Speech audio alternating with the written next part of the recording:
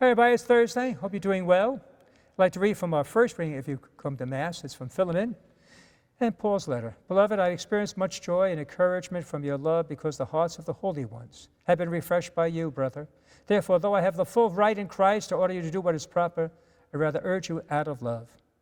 Being as I am, Paul, an old man, prisoner of Christ, I urge you on behalf of my child Onesimus, whose father I have become in my imprisonment, who was once useless to you, but is now useful to both you and me.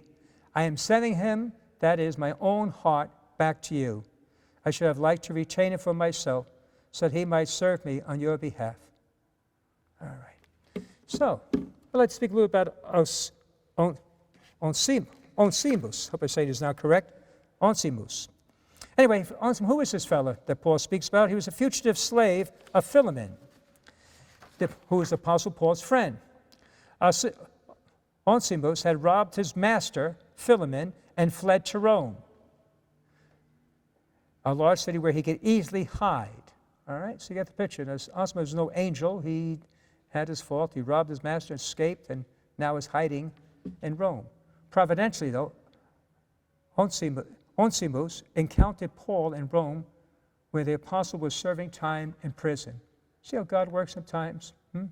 Trying to flee, get away, and also somehow he encounters Paul, who's serving time in prison. And some people think maybe Paul might have led Onesimus to Christ previously in Colossae.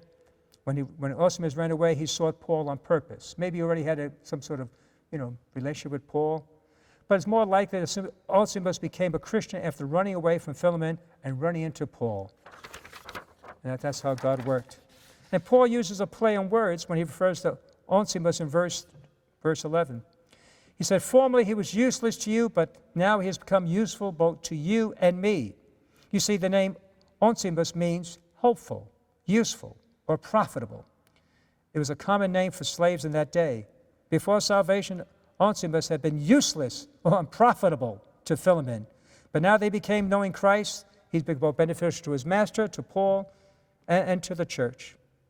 So on behalf of Onesimus, Paul, still in prison in Rome, wrote his letter to Onesimus' master, Philemon, pleading on his case, please accept him back, not as a slave this time, but as a believer and a brother in Christ. For Paul cared deeply for him, and he had been a great blessing to him. So every life can change. No life is useless. Even a slave who robbed, he was helpful to Paul, had a change of heart, and now he's to be a blessing to the church.